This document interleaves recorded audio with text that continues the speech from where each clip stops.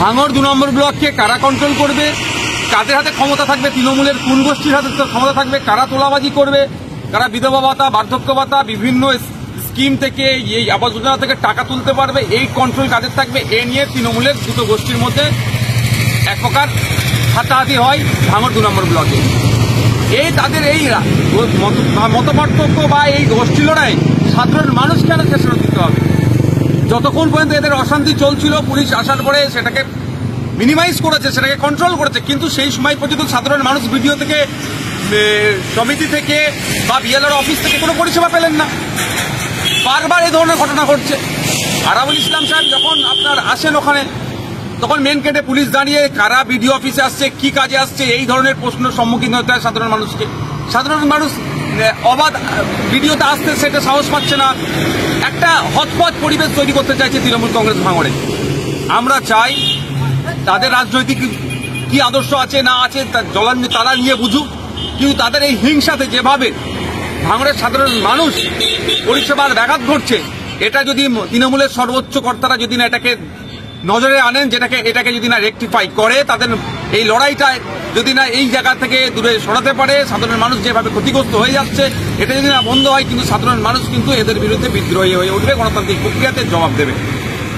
আমাকে কিছুদিন পূর্বে জ্ঞান দিচ্ছিল তৃণমূলের কিছু নেতারা যে আমি ভিজিট করতে গিয়েছিলাম, সেখানে আমি নাকি বাইরে থেকে লোক নিয়ে এসেছি।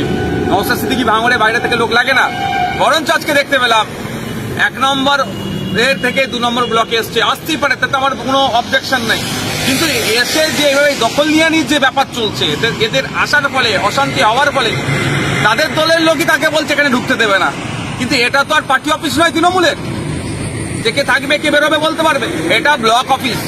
এখানে বিএলআরও আছে, পঞ্চায়েত সমিতি আছে, যে কোনো মানুষ এখানে আসতে পারে, পরিষেবা নিতে পারে, যে কোনো মানুষের অন্য ব্লকেও কাজ থাকতে পারে।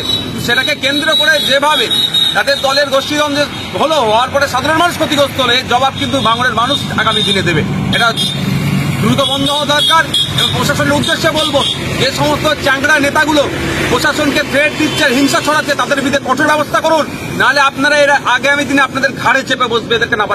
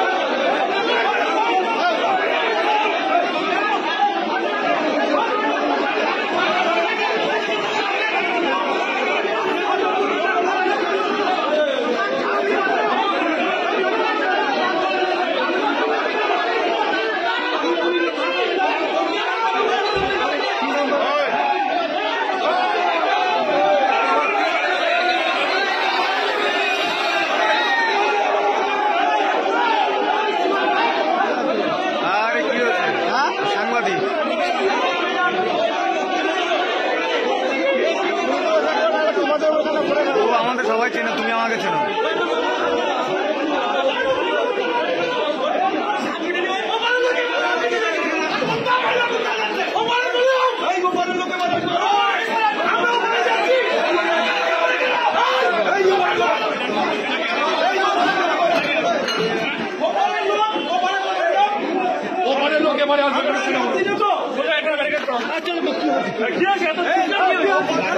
লোকে